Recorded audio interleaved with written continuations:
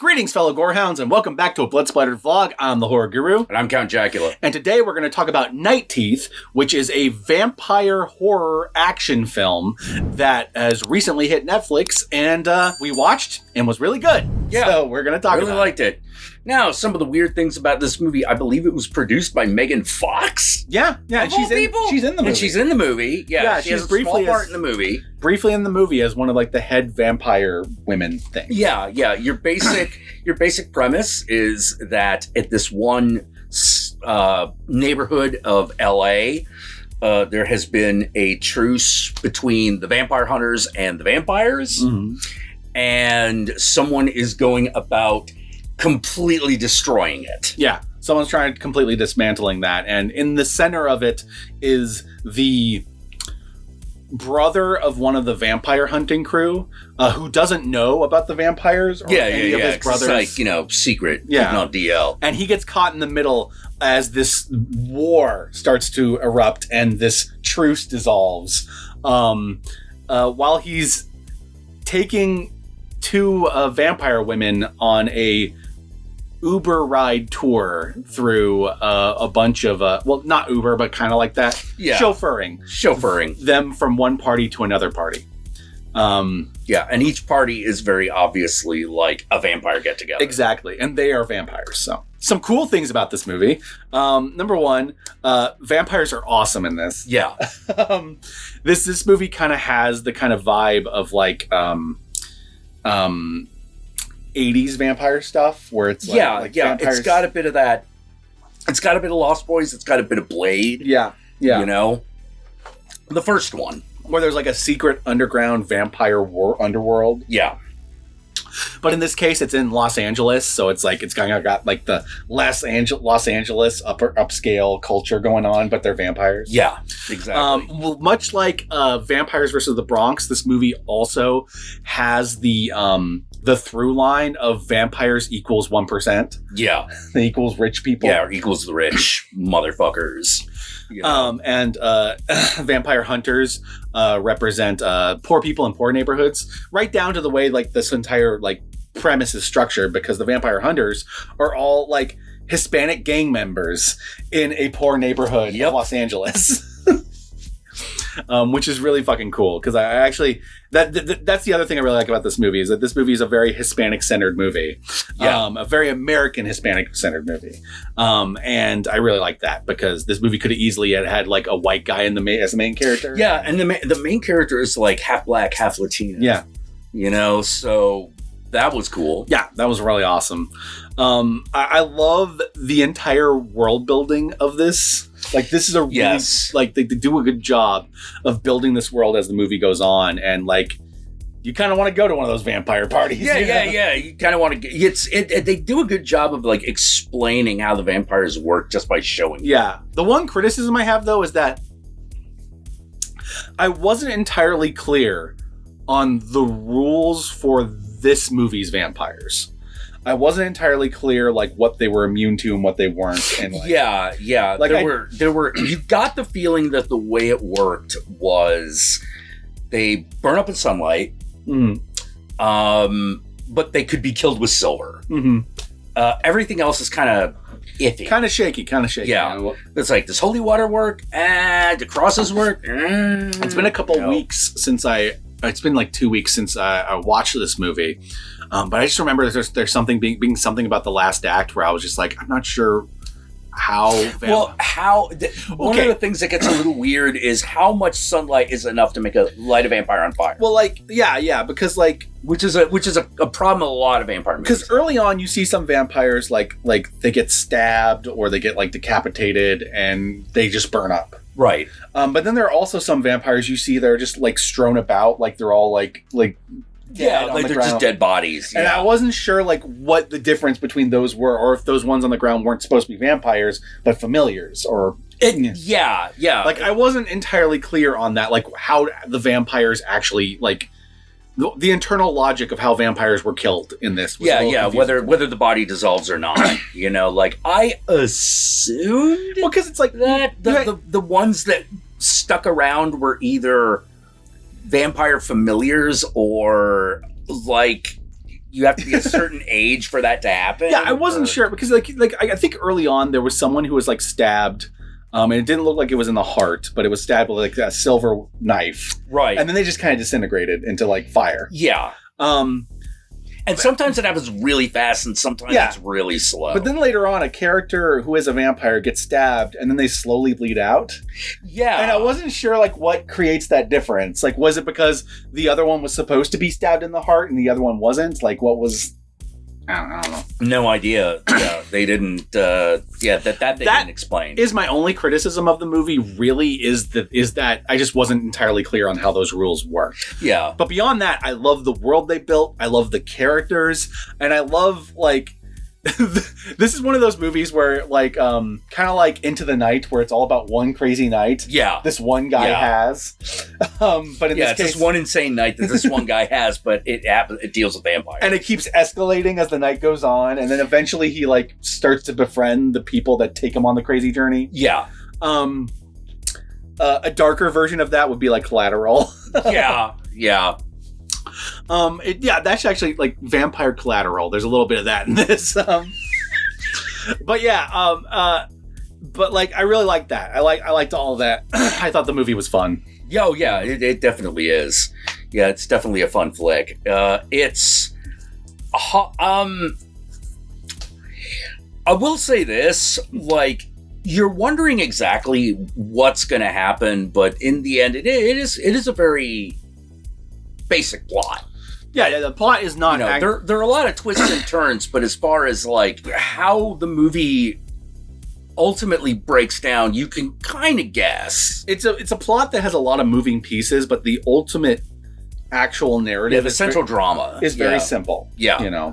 But there's a lot of moving parts to it. So it's easy to follow in that way because you know what the central drama is very easily. So the fact that it has a bunch of complicated moving parts, it's easier to understand that because the core plot is simple. Yeah. Ultimately, it's it's like what Clive Barker said at the beginning of Imagica. Ultimately, every drama just comes down to three people. Yeah. And in this one, the main drama is basically between the main character, his brother, and one of the vampires. Yeah, 100%. With that said, we're probably going to move on to the spoilers. It is currently available on Netflix. You're going to have to watch it on Netflix if you want to watch it. Unfortunately, Netflix does not put their movies on home video, so Netflix is going to have to be the way. I apologize. This is the way. This is the way. And with that said, let's move on to the spoilers.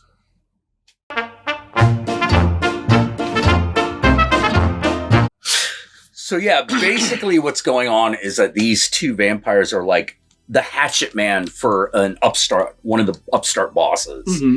And the upstart boss is really, really, really fucking sick of the way that the older vampires treat the younger vampires. So this basically becomes it's like a mob movie, right? Yeah. You have the old guard leaders of the mob, in this case the vampires. And you have the young, plucky upstart, kind of like Deacon Frost in Blade 1. Oh, very much like Deacon Frost, yeah. Who's tired of the old I actually thought it was like, for a minute, I actually thought it was like, Stephen Dorff. I was like, is that Stephen Dorff? Oh, no, it's not. Okay. Who's tired of the old ways, is tired of not getting the respect that the old people get. Yeah. And wants to seize power himself and completely revamp everything. Pun intended. Because the way he wants to revamp this is he wants to get rid of all the truces, he wants to get rid of all the hiding in the shadows, and go back to the old ways of people are our food and they serve us. Yeah. Classic vampire plot. You've seen that with a multitude of other vampire stories. But what makes this movie unique is the world that they've created for this. Yeah. It starts out like the big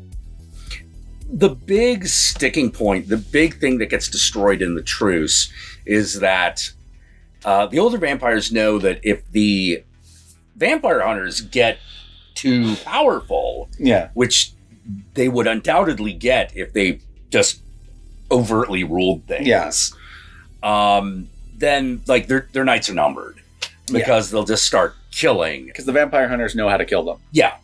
Very efficient. And there's a truce to where you don't hunt in that neighborhood. that the vampire hunters are. Yeah. There's a neighborhood that the vampires just simply are not allowed to go into. Also, there's a truce that you can't feed on someone unless they're a willing participant. Yeah. So vampires have kind of become a little domesticated in that way. Like, they only feed on people that are willing familiars that are willing to be Exactly. And this guy is just breaks Fuck that. all that. Fuck all that. So he basically kidnaps the main character's brother's girlfriend, and fridges the fuck out of her. Oh yeah, literally eats her, and makes her brother eat him.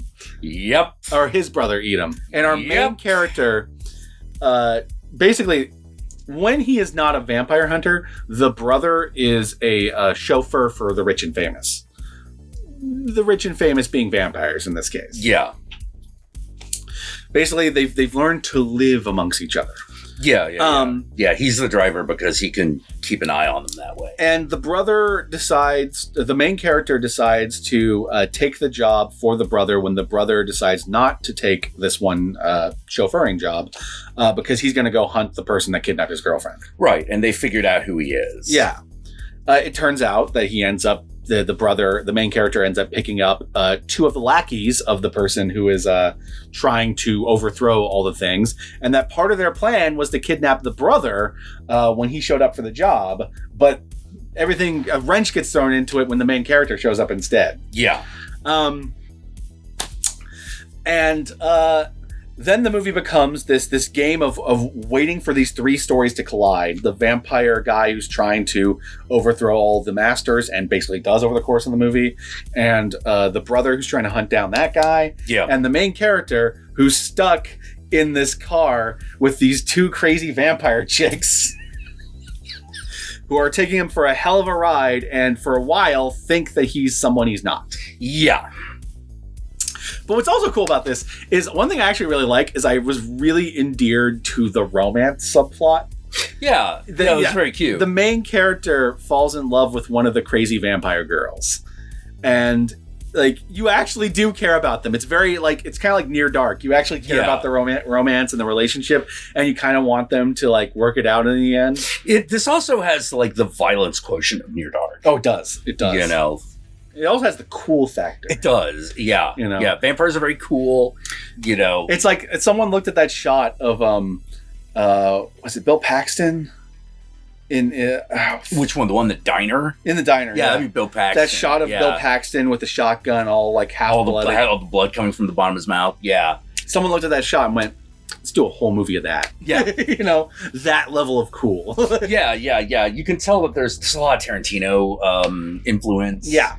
You know, inspiration in this. I love this scene where they go to meet one of the vampire masters, and he's like this surfer bro dude. Yeah. You know, and he kind of plays it like a little dumb and like he's high all the time, but then like the other hat drops, and it's like he's actually very, very smart. Yeah. Yeah, he's actually not fucking around. He's like, oh no, I know you're here to fucking kill me. You know, that's why I called everybody. But there's a lot of weird moving parts because there's also this religious organization that are also vampire hunters, but they don't care about the truce or anything like that. Yeah, they're not part of the same group that the brother is part of. And like they show up and like get into the mix, and so you have a bunch of Mexican standoffs that happen, very Tarantino-esque. Yeah. What I also liked about this movie is that this movie has a really awesome ending. The finale itself is pretty cool, but I just mean like the actual last beat of it. Well, yeah, because it goes in the opposite direction of Near Dark. Yeah, you know, at the end of Near Dark, like it's you know, you can be cured of vampirism in that one, but in this one, the kid just becomes a vampire. Yep. He just becomes a vampire and decides to live his life with the crazy vampire chick that he's fallen in love with, and start his record career. Yep. Yep. You know, and I'm like, you know what, kid? You earned it after this journey. Yeah. Yep. Oh man. It also has great action scenes. It is a horror movie. It is a crime movie. It is a vampire movie, but it is also an action movie. Like some of the shootouts that happen in like the nightclub and stuff. Yeah. You know, very fucking like John Woo inspired like gunfights. Absolutely, and they're fucking awesome. This movie's just cool. Like, I don't know what else to say. Like, it is just straight up just cool. Cool as hell. You know, it's everything you want, like a movie about a vampire underworld to be, you know?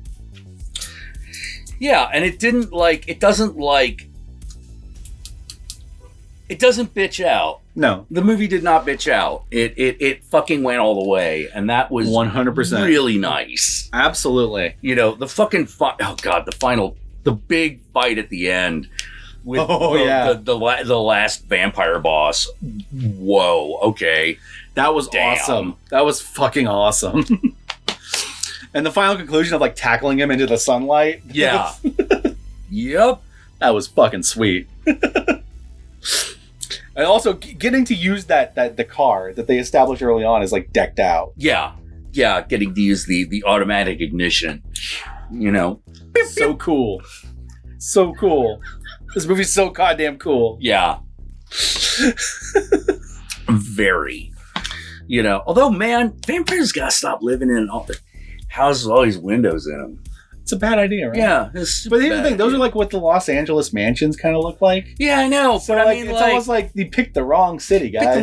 Pick a town that gets like a huge amount of sunlight. Well, I think that's like the attraction of putting vampires there. Yeah. It's some place that they should have no business being. Yep. You know, but at the same time, you know, like LA is a vampire. Yeah. 100%. Oh man, it's also really funny. That's the other thing. Like the movie has a lot of really fun, humorous moments. Like that's why I keep comparing it in my head to movies like Into the Night. You know? Yeah. Even though Into the Night doesn't have vampires, that same kind of like still got that like that fucking criminal underworld aspect. That criminal underworld combined with action comedy. With a character who has no business being in the middle of it. Yeah, you should not be in the middle of this at all. You know, a very, very similar kind of thing going on. You know, it's fun. You know, I recommend it. Yeah, it's a fun flick. You know, and once again, I am grateful for all these fucking recent vampire flicks that have been coming out because I've just been seeing so many different types of vampire movies lately. Yeah. You know, whether it be like The Shed or whether it be Blood Vessel or whether it be... yeah, Blood Vessel or Blood Red Sky. Blood Red Sky. I loved Blood Red Sky. Those three alone combined with this and some of the other Vampires vs. the Bronx. Yeah. All very different vampire movies. Yeah, well, I think everyone's realized, wait... We've been doing all these zombie flicks, you know, with just the same amount of special effects we can do vampires. And you can do more variety with vampire stories. Than stories, you know, like there is more variety you can do with zombie stories if you're a little bit more creative. But like most people go to, you know, zombie apocalypse stories. Right. Like it's why I liked Army of the Dead because the zombies in Army of the Dead were significant. Also, different. The whole zombie heist thing. That was a really cool idea. Yeah. I know that they made like a prequel movie that stars Army of Thieves, which is just a heist movie. But I'm like, I don't know if I want to see. I like that character, but I don't know if I want to just see that. I kind of want to see more of the zombies. Yeah, I get that. But they're making a sequel to it that is actually like okay, good. You know, that follows up after the end of that. Good. I was like, all right, if they don't do that. Apparently, he's like planned a trilogy. I don't know how that's going to turn out. We'll see. Huh. Yeah. Okay. Yeah. All right. We'll see how that goes. I'm down for it. As long as Snyder's doing his own stuff and not DC stuff, I'm happy. Yeah. Well, I mean, to be fair, I liked Zack Snyder's Justice League movie. But like, how to put it? He had. It's hard to tell. It's hard to predict what he's going to be good at. Mm-hmm. But one thing about most of his movies is that, with the exception of Justice League, they usually are the movies that he intends to make for good or ill. Yeah. You know, he is an auteur in that way. Yeah, he is. I mean, you just don't know whether you're going to get like.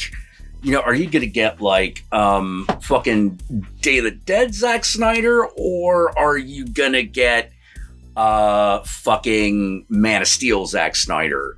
And I don't think we're going to see a repeat of sucker punch Zack Snyder, which is really for the best. Well, that one kind of proved that he, for the most part, great visualist, should not write his own stories. No. Needs a screenwriter. No. Needs a screenwriter. Yeah. That shit was like Southland Tales, man. It's so like, unfortunate because there are a lot of really cool ideas in Sucker Punch. Oh, yeah. I mean, just the idea of basically doing Brazil with a female cast was a pretty good idea. The problem is that, how to put it, he's not Terry Gilliam. No, unfortunately. You know, he's clearly not Terry Gilliam.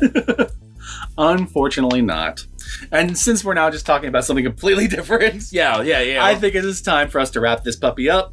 So where can they find you, Count Jackula? Well, you can find me on Twitch at Count_Jackula, where I stream 3 times a week. Three. Thursdays to Sundays at 6 p.m. Pacific Standard Time, and on Tuesdays at 1 p.m. Pacific Standard Time, we do a live play of the game I have been working on for the last 2 years called Babylon Rising, which is if you like Night Teeth, Babylon Rising is exactly that type of story. It is about a monster underground that lives in the modern day, and it is basically intended to be a horror action comedy. That you play as one of the tabletop monsters. style. Yeah, like D&D style, except you're playing a monster. Would love to see you there. We will eventually be doing a Kickstarter to fund the printing of the game, which we're getting pretty close to, but we're not quite there yet. You get there soon. Inching, slouching towards Bethlehem, as it were. And with that said, you can also find me on Twitter at Counting Jack. You can follow the Babylon Game at Babylon Game, also on Twitter, and you can follow me on Instagram at Satanic Jack. Where can they find you? Y'all know me. I'm the Horror Guru. You can find me at the Horror Guru on Twitch, on Twitter, on Instagram, and Facebook. Just look up the Horror Guru or Blood Splattered Cinema, and I'll be there. Be sure to like, comment, and subscribe, and don't forget to ring that notification bell so that you're notified of my videos immediately upon their upload. And if you would like to help out either of us more directly, then be sure to check out our Patreon pages. And remember, if you decide to go the Patreon route, even $1 a month can go a long way. And with all that said, my fellow Gorehounds, and you made it this far into the vlog, then I want you to comment using the hashtag UberVampire. Okay, hashtag UberVampire. If you made it this far into the vlog, then comment below, and be sure to comment below using the hashtag UberVampire. That way I know, and Jack knows, and the world knows that you watched this vlog all the way through. And with that said, my fellow Gorehounds, I'm going to go do something about this fucking acid reflux and try to clear my goddamn throat. And hopefully have less problems like this when we record our next vlog session next week. Peace out. And don't forget to check out my Blood Splattered Cinema episode on Pieces if you haven't yet. Yeah.